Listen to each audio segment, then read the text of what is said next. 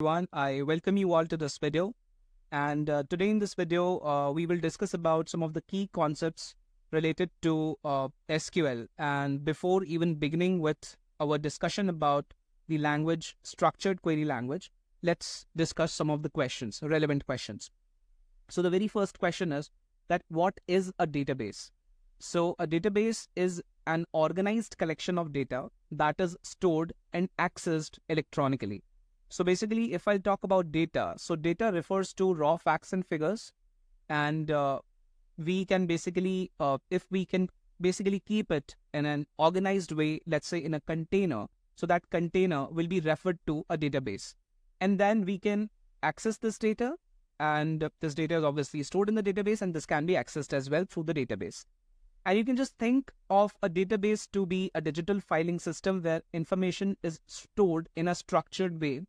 And since it is stored in a structured way, so it becomes easier to retrieve, manage, and update this information. So whatever information we have stored in the database, we may be interested in retrieving that information. We may be interested in updating it, managing it. So all that can be easily done with the help of the databases. Now, there are some advantages.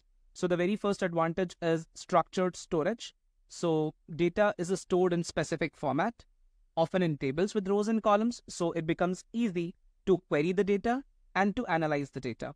Also, in the upcoming sessions, when we will discuss about structured query language, we will take many examples that how we are querying the data from the tables and how we are using update, insert, delete, and all of the relevant operations, right? So you will get better clarity and idea about that. But just to give you an overview of that, what are the advantages of databases, we are discussing about these topics.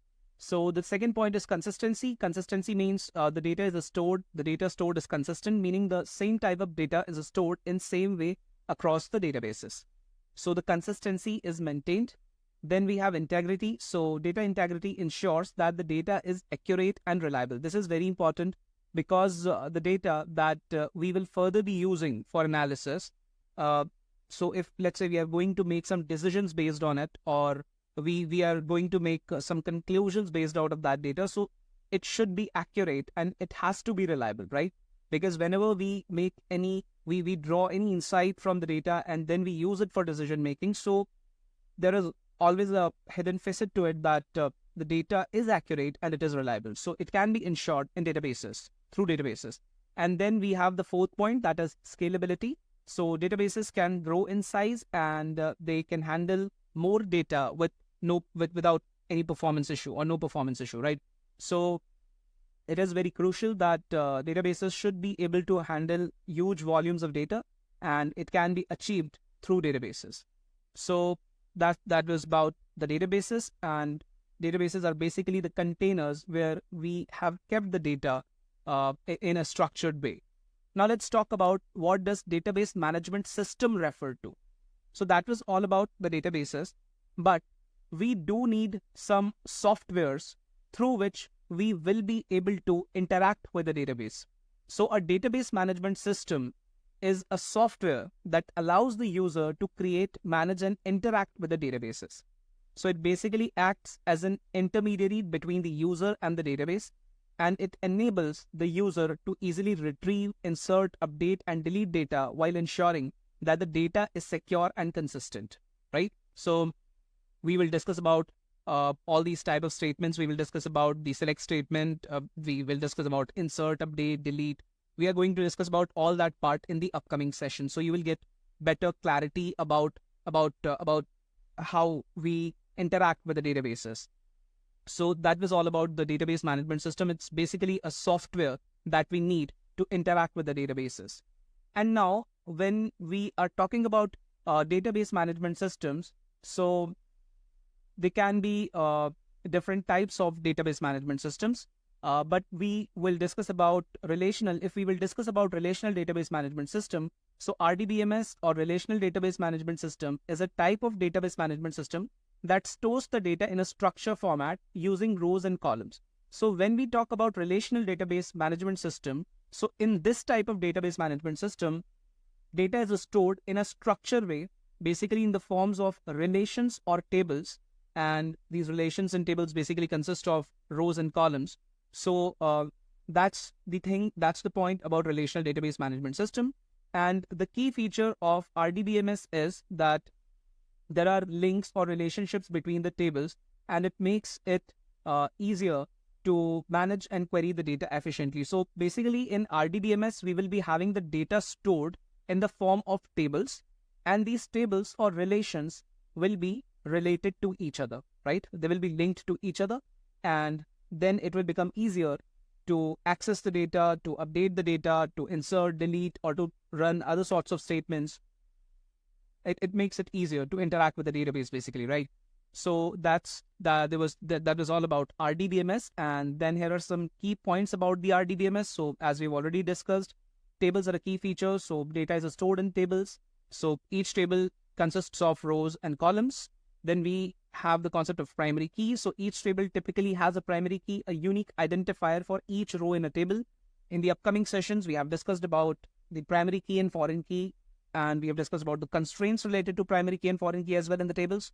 So you will get to know about all these concepts better in the upcoming sessions, but just to give you an idea of that, yes, these are the features of RDBMS. And then we have foreign key. So relationships between tables are established using foreign keys. And these are basically the fields in one table that refer to the primary key in another table. And so then the language that we use is basically the structured query language, and RDBMS systems use SQL for querying, updating, and managing the data. So you will get to know it better again in the upcoming sessions.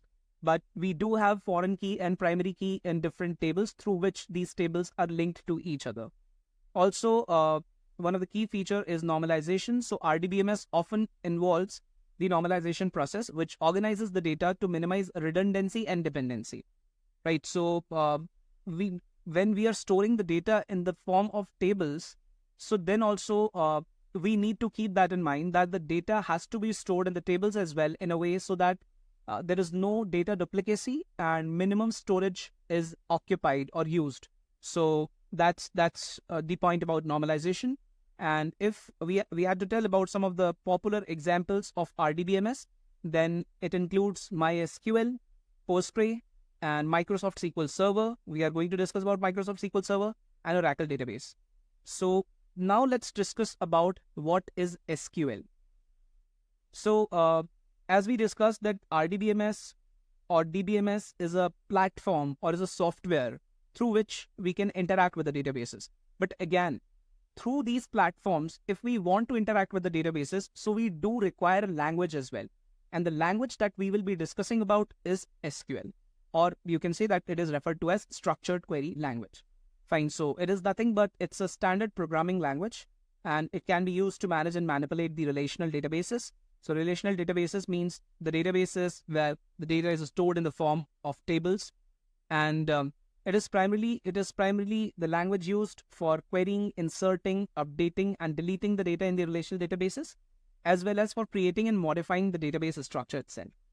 So that was about SQL. And then there are some key components of this language that you should be aware of. Anyways, we will be discussing about different kinds of statements when we will learn and study about SQL in the upcoming sessions.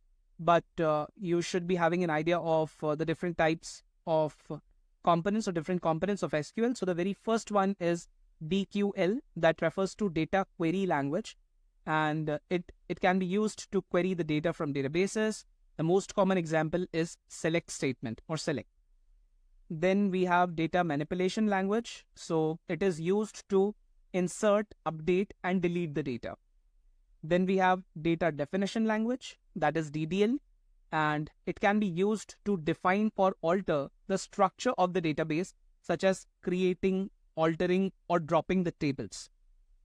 Then we have DCL, and DCL refers to data control language.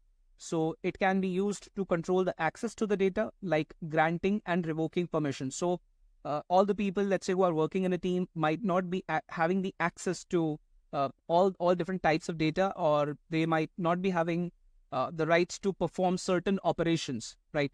So the permission, we can grant permission to them, we can revoke the permission, and it can be done through the component that is referred to as the data control language, or you may say DCL.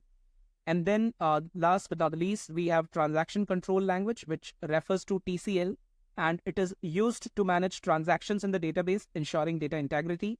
And then there are some examples. So we have, for example, we have commit and rollback. So commit is used to save all the changes made in the current transaction, while rollback is used to undo all the changes made in the current transaction. So this was an introduction about what database refers to, and what is RDBMS, what is DBMS, what is SQL, and then different components of the SQL language. So I hope this video was helpful, and we'll meet in the next session, and we will begin with our discussion about structured query language. So till then, thank you. Bye-bye.